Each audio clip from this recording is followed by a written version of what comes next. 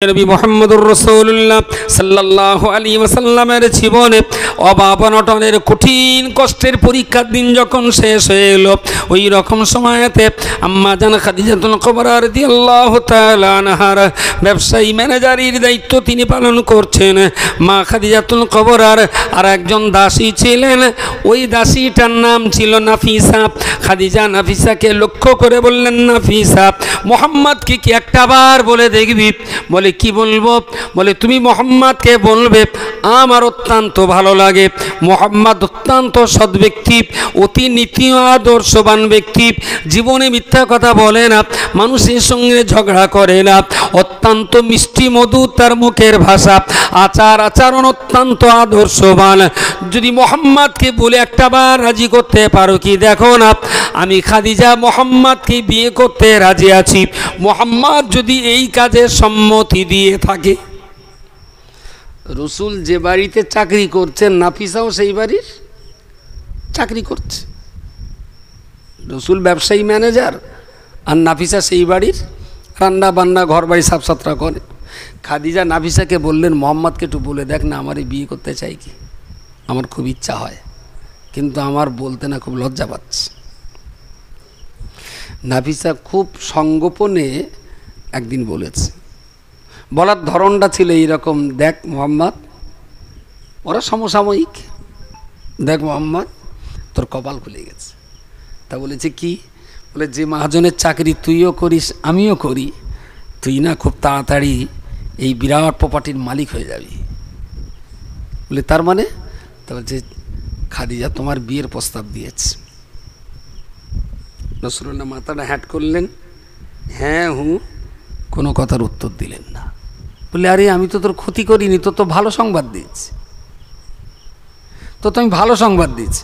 আচ্ছা, এই গ্রামের কোনো একটা 25-26 বছরের যুবক, একদম ভরা যুবক, তার কানে কানে কেউ যদি আছে বলে, শোন রাজু, তাহলে কি? তাহলে তো কপাল খুলে গেছে। তাহলে কি বললেন দেখি? তাহলে আমার কাছে একটা খবর আছে। তাহলে কি খবর? তাহলে মমতা ব্যানার্জি প্রস্তাব দিয়েছে, বিয়ের প্রস্তাব। যদি 25-26 বছরের কোনো যুবককে এই গ্রামে আশপাশে বলা হয়, সুযোগ ছাড়বে বলে মনে হয়? কথা বলেন, সুযোগ কিছু কিছু বাপের মনে হচ্ছে প্রস্তাবটা লোকের না দিয়ে যদি আমার ছেলে দিত, কিছু বাপ মনে মনে করতেছে আমার ছেলে দিলি তো আমি যেভাবে ওকে সুযোগ ছাড়বো না। বিরাট ব্যাপার।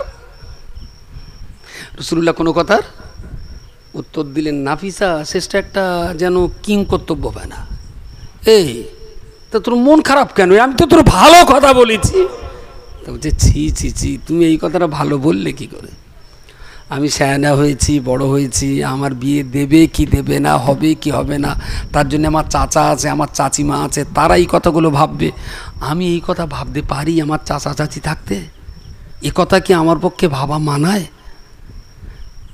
না আমি বললে বারে বে, এবার কীরকম ছিলে? তা বলছে আমি তাহলে তো চাচার সঙ্গে বলি। বলে খবরদার বলিস নে, খবরদার তুই যেন বলবি না। আচ্ছা, রাসূলুল্লাহর লজ্জা শরম কি কোনো অংশে কম ছিল বলে মনে হয়? কম ছিল না। ওই ভাবি খেতে খেতে বলল, ভাবি তাহলে কি? তাহলে তোর বয়স তো 23-23 হয়ে যাচ্ছে প্রায়, তা আব্বা বলছিল একটা মেয়েটে দেখবে তোর বিয়ে দেবে। তাহলে তো আমার কথা আব্বার মনে আছে। তার মানে ওর 12 বছরে বিয়ে দিলি ভালো হতো, 23 বছর পার হয়ে গেছে মানে সর্বনাশ হয়ে গেছে। আমার কথা মনে আছে। বলতো বারণ করো, আমার দেখা আমি দেখে লোবান। লজ্জা সরম শেষ। রাসূলুল্লাহ কোনো কথার উত্তর দিলেন না। নাফিস এসে খাদিজাকে বললেন এই ব্যাপার। তা বলছে ও তো এমনি লাজুক ছেলে, কি হবে? খাদিজা আবু তালেবকে সংবাদ দিলেন, নিজের বাড়িতে দাওয়াত করে ডাকলেন, ডেকে বললেন আমি একটা কথা বলবো। বলছে বলুন। খাদিজা কাউকে ডাকলে না তারাও খুব গর্ববোধ করতেন। খাদিজা হেদি বেদি সৈয়দ ছিলেন না, এবং ওই জাহিলিয়াত যুগেও তার পরিচিতি ছিল তাহেরা, তার মানে একজন পবিত্র নারী, এক একেবারেই সমস্ত রকমের কলুষ কালিমা থেকে যেটা মুক্ত তাকে বলা হতো তাহের। আর যেহেতু উনি মহিলা তাই স্ত্রীলিঙ্গে বলা হয় তাহেরা। জাহিলিয়াত যুগের মানুষেরাও খাদিজাকে এই নামে ডাকতেন। মদ আর এই ধরনের কোনো খারাপই খাদিজা কখনো স্পর্শ করেননি। তো হচ্ছে বলুন, খাদিজা বললেন, শুনুন, আমার এই বয়স 40-এর কোটায়, আমার জীবন যৌবনে ভাটা শুরু হয়ে গেছে, আমার জীবন যৌবনে আর বিশেষ কোনো চাহিদা নেই। তো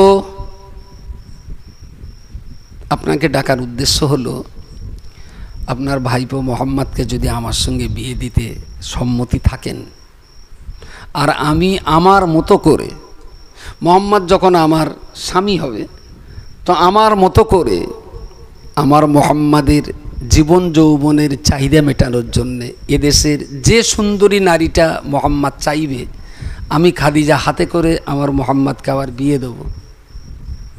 আমি তাদের লালন পালন করব। আমার বিরাট শখ হয় জীবনে যে কদিন বেঁচে থাকি মোহাম্মদের মতো একটা ছেলের সেবা করতে পারলে আমার জীবন ধন্য হবে। বলুন সকলে সুবহানাল্লাহ। খাদিজা প্রথমেই সারেন্ডার করলেন যে আমি জীবন যৌবনের জ্বালা নাই, শুধু সততা, নিষ্ঠা, আদর্শে আমার এত ভালো লেগেছে যে আমি চাইছি এই ছেলেটার সঙ্গে আমার জীবনটা কাটুক। আর আমার জীবন যৌবনের সাগরে এখন ভাটা, তো মোহাম্মদের আমি ক্ষতি করব না, আমি পছন্দ সেই বিয়ে দেবো, যেটা চাইবে সেটা, খরচ সব আমার। আবু তালেব খুব 7-5 চিন্তা ভাবনা করে কথাটা তুললেন। রাসূলুল্লাহ মাথা হেঁট করেছিলেন, সম্মতিও দেননি, অসম্মতিও প্রকাশ করেননি।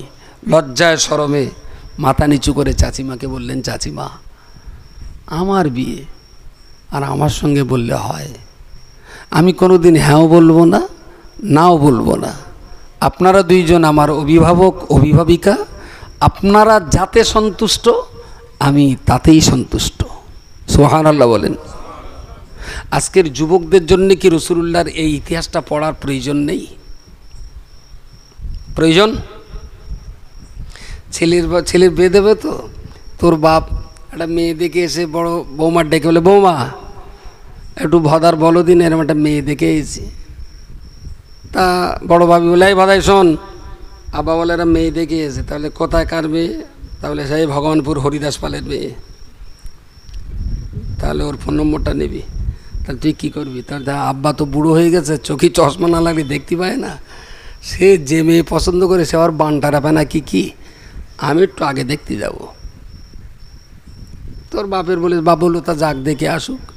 উত্তর পাড়ার এক গুটখাখোর, দক্ষিণ পাড়ার এক গাঁজাখোর, পূর্বীর পাড়ার এক চুল্লুখোর, শালা 7 পাড়ার 8 খোর নে গেল দেখতে। কারুর হেঁটো ছেঁড়া, কারুর পাশা ছেঁড়া।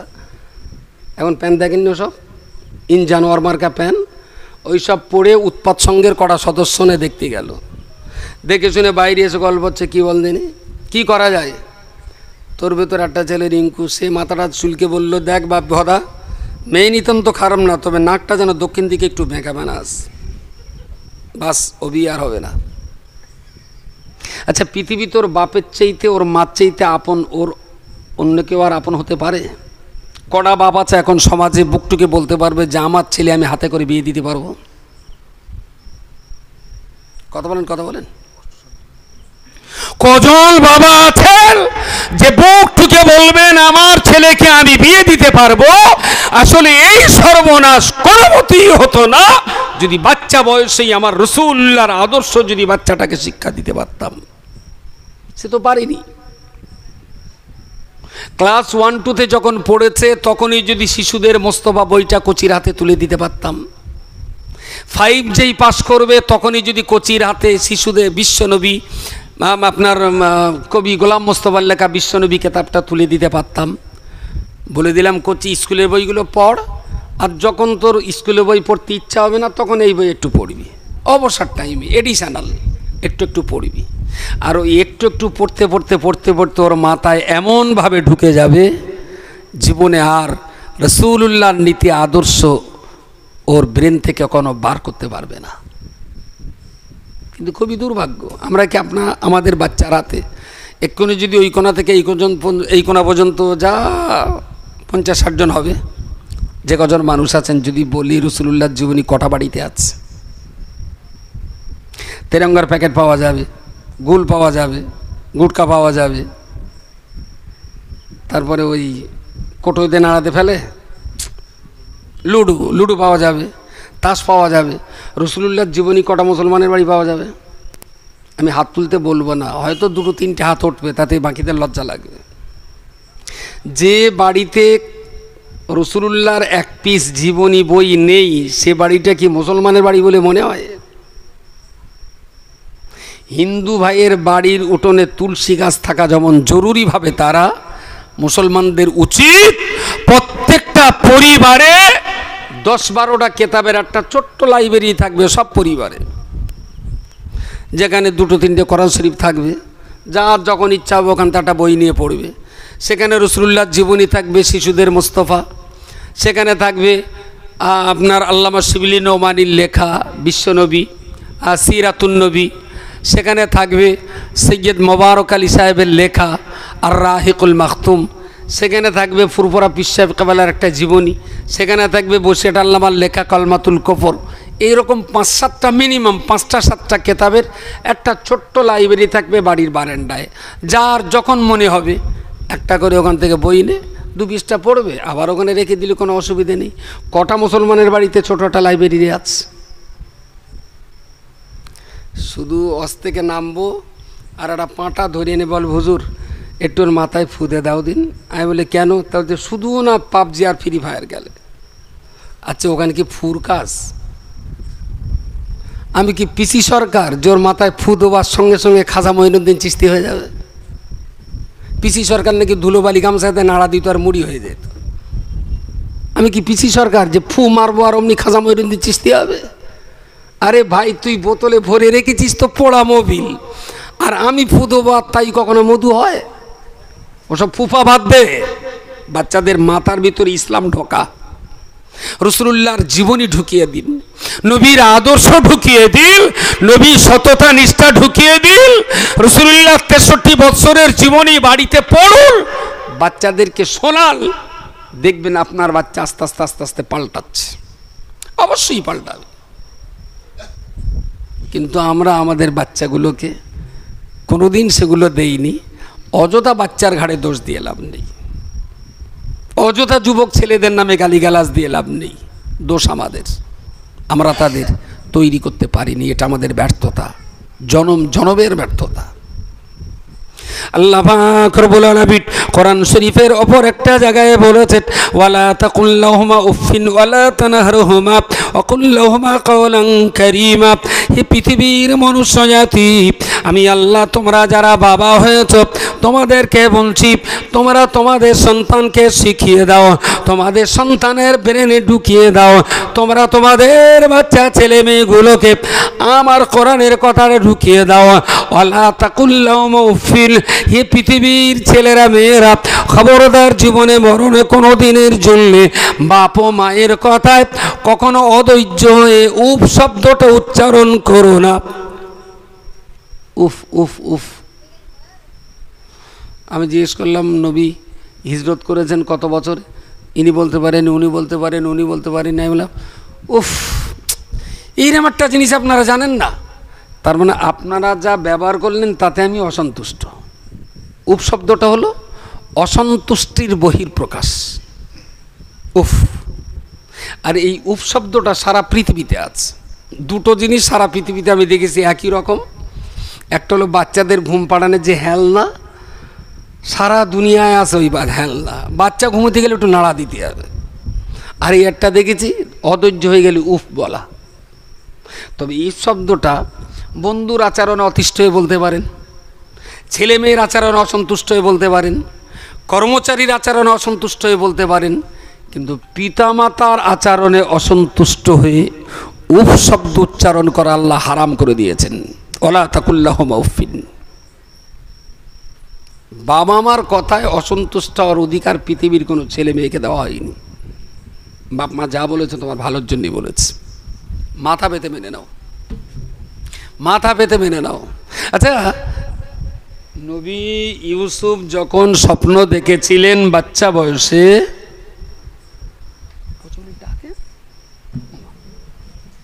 তো রাত পার করে দেবো, দেখা 11টা হয়ে যাচ্ছে তো।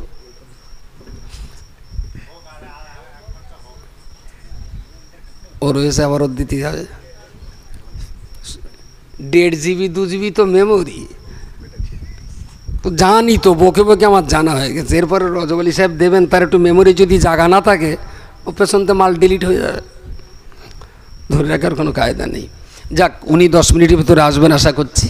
ওই যেটা কি বলছিলাম যেন লাস্ট কথাটা, ওয়ালা তাকুল্লাহুমা উফিন, বাবা মার আচরণে অসন্তুষ্ট হয়ে উফ শব্দটা প্রকাশ করা যাবে না, কখনো যাবে না। যদি বাচ্চা বয়স থেকে এই কথাটুকু আমার ছেলে মেয়েদের মাথায় যদি ঢোকাতে পারতাম, তাহলে নিশ্চয়ই তার আজকে বড় হয়ে আমার মুখের উপরে কথা বলতো না।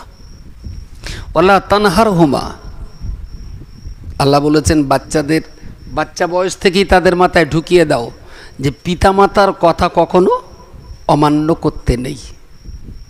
বাপ মা সন্তানের জন্য যেটাই ভাবেন সেটা অবশ্যই ভালো। মাঝে মাঝে কানে আসে, এমন ঘটনাটা কানে আসে যে বাবা সম্পত্তি এক ছেলেকে বেশি দিচ্ছে, এক ছেলেকে কম দিচ্ছে। তো আমার যেন একটু জ্ঞানে বলে, এটা আমার ব্যক্তিগত ইস্তেহাদ, যে যারা বয়সে ছোট হবে ওদের একটু বেশি দেওয়া ভালো। কারণ যে বড় ছেলে সে বাপ পেয়েছে, আমার দিকে আবার এদিক ওদিক তাকাচ্ছেন কেন? যে বড় ছেলে সে বাপ পেয়েছে 40 বছর, মেজো ছেলে বাপ পেয়েছে 35 বছর, সেজো ছেলে বাপ পেয়েছে 30 বছর। তাহলে যে বড় সে যখন বাপের রক্ত 40 বছর ধরে গিলেছে, তাহলে যে মেজে ও তো 5 বছর কম পেয়েছে বাপ, তাই না? তাতে যদি বাপ শখ করে ওর 500টা একটু বেশি দেয়,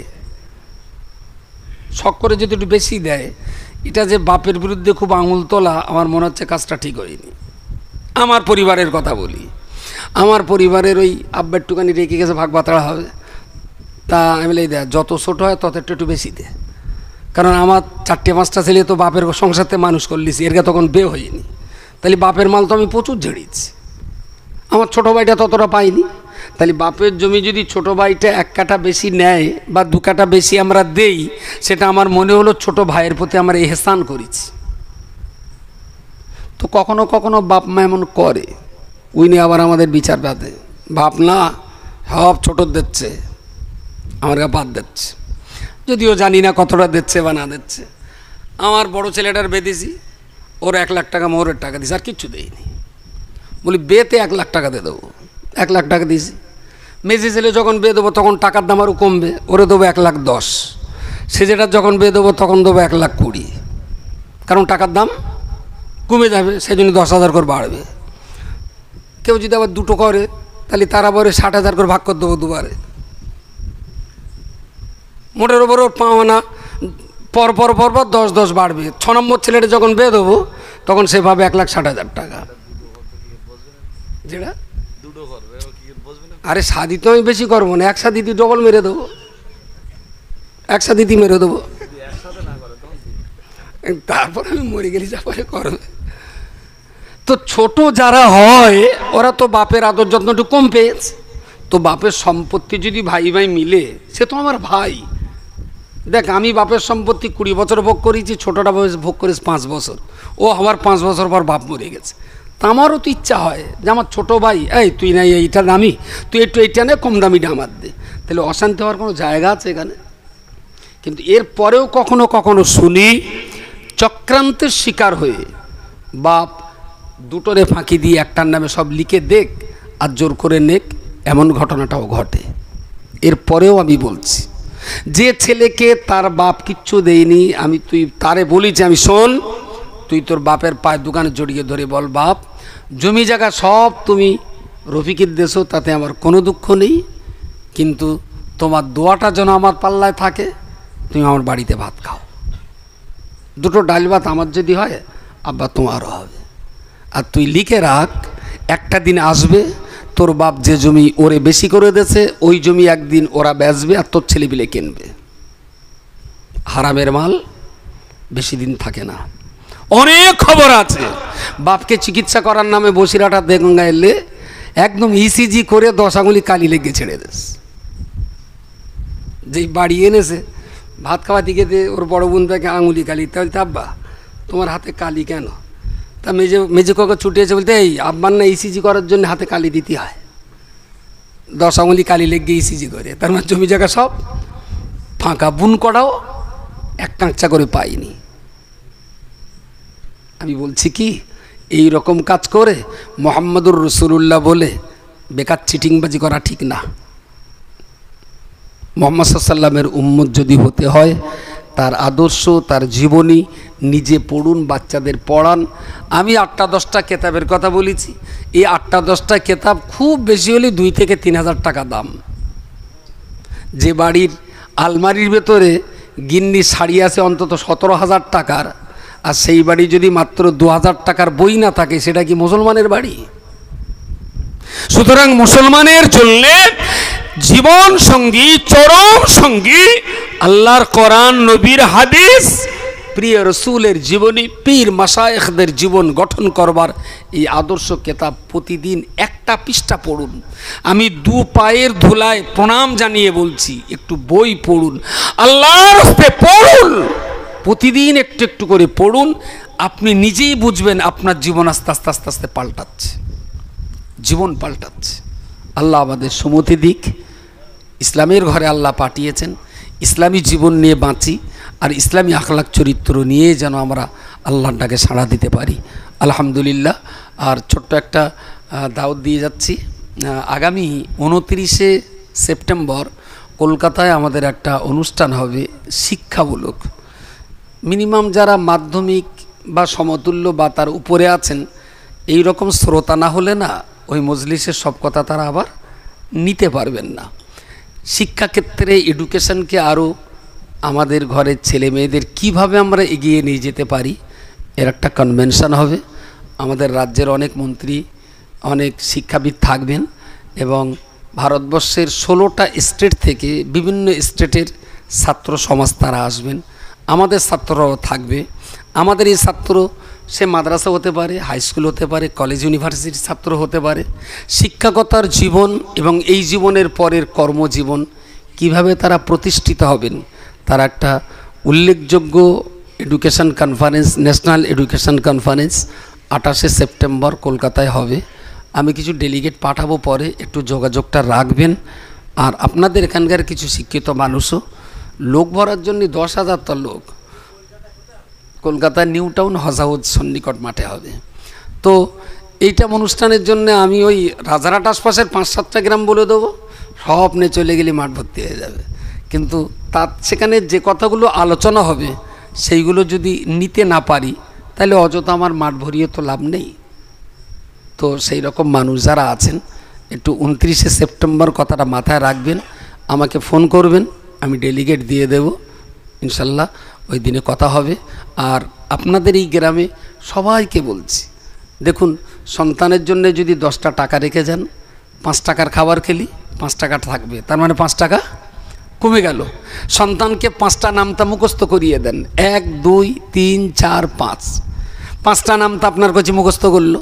কেউ একজন বলল আমি না 2টো নামতা জানি না, তা আপনার কচি আবার তার 2টো নামতা মুখস্থ করিয়ে দিলে, তার মানে আপনার কচির কাছ থেকে কমে গেল কটা? এই মাথা নাড়লি হবে কেন? ওর কাছে ছিল 5টা নামতা, 2টো লোকের পড়িয়ে দিয়েছে, নিজের কাছে আর কটা দেখলো? 2টো কমবে না? কিন্তু 5 টাকা থাকলো আর 2 টাকা দিয়ে কটকটি খেলি কত থাকবে? কিন্তু জ্ঞান যদি বিতরণ হয়, জ্ঞান বাড়বে, বাড়বে। পৃথিবীতে একমাত্র সম্পদ হলো জ্ঞান, যত বিতরণ করে তত বাড়ে। বাকি জমি, জলকর, ইটভাটা যতই রেখে যান না কেন, খরচ করলে কমে যাবে। সুতরাং সন্তানকে কত টাকা দিলেন তার চাইতে অনেক বড় কথা আপনার সন্তানকে কতটা জ্ঞান দিতে পারলেন। সেই জ্ঞান শুধু যে স্কুলে হয়, শুধু যে মাদ্রাসা হয় তা নয়, স্কুল মাদ্রাসার বাইরের সাংসারিক জীবনেও সে জ্ঞান, প্রচুর কেতাব আছে আমাদের সমাজে। এই কিতাবগুলো পড়ুন, দেখবেন আমি বিশ্বাস করি বাড়িতে গোস্ত ঘি বিরাট দামি খাবারের অভাব হলেও আশা করছি শিক্ষিত পরিবারের শান্তির অভাব কখনো হবে না। ডাল খাবেন কিন্তু ছেলে বউদেরকে নিয়ে খুব শান্তিতে থাকতে পারবেন।